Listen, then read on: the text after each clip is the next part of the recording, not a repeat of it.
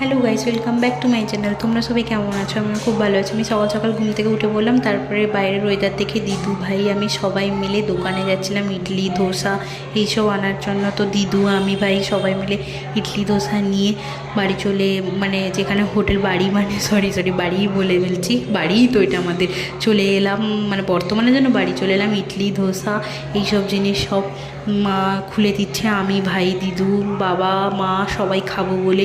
মা আর আমি আর ভাই যেখানে থাকি সেখানে তো চিৎকার পড়বেই একটু না একটু, তো সেই জন্য মাকে বলছে যে মার অ্যাপয়েন্টমেন্ট চলে এসছে, ডাক্তার দেখাতে এসেছি। এবার বাবা রান্না করছে, বাবাই রান্না করছে, তারপরে মা আমাদের খেতে দিয়েছে, আমি খাচ্ছি। পটল মাছের ঝাল হয়েছিল আর হচ্ছে এটা টক, লেবুর টক হয়েছিল, কাতলা মাছি। তো চলো, এরপর বিকেলবেলা হয়ে গেল। বিকেলবেলা আমি ভাই মা সবাই মিলে একটু ভাবলাম যে যাই একটু আশেপাশের এলাকাগুলো একটু দেখে আসি। তো দেখতে গিয়েই আমাদের চোখে যেটা লগলক হলো সেটা হচ্ছে যে খাবারের দোকান। এই যে দেখতে পেয়ে গেছি একটা খাবারের দোকান, ঢুকে পড়েছি আমি ভাই মা দিদু বাবা সবাই একসঙ্গে ঢুকে পড়েছি। তো প্রথম গিয়ে আমার মোমো চেকিং করতে ইচ্ছলো, মোমোটা চেকিং করে দেখলাম, বাহ খুবই ভালো, টেস্টও ভালো, খারাপ না, খুবই ভালো। আর কি জানো, যেখানেই খেতে যাই আমি আর ভাই একসঙ্গে খাই। তারপরে এই যে তারপরে ভাই অর্ডার দিল নুডলস। এখানকার নুডলসটা একটা অন্যরকম, খুবই ভালো লাগছিলো আমার তো খেতে খুবই অসাধারণ লাগছিলো। তারপরে একটা অ্যাপেল ড্রিঙ্কস দিয়েছিলো, এটা আমি খাচ্ছিলাম।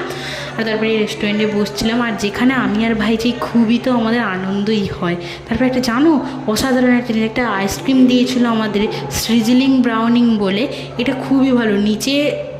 নিচের দিকে ফুটফুট করছে আর উপরের দিকে ঠান্ডা, খেলেই বুঝবে, জাস্ট অসাধারণ। একবার কেউ খেয়ে দেখো। 150 টাকা নেয়। এখানে একটা মন্দির, আর মন্দিরের সামনে যে গরু যাচ্ছিলো, গরুর সিংটা কত বড়। এবার ভাই পানিপুরি খাচ্ছিলো, আমি ভাইকে বলছিলাম তুই আমাকে খাবিয়ে দে। তারপরে বাজার করতে গেছিলাম বাজারের ধারে পাশে। আর জানো বৃষ্টিও হয়েছিল, এই দেখো পুরো ভিজে মাটি, মানে এখানে মাটি নেই, যাই হোক।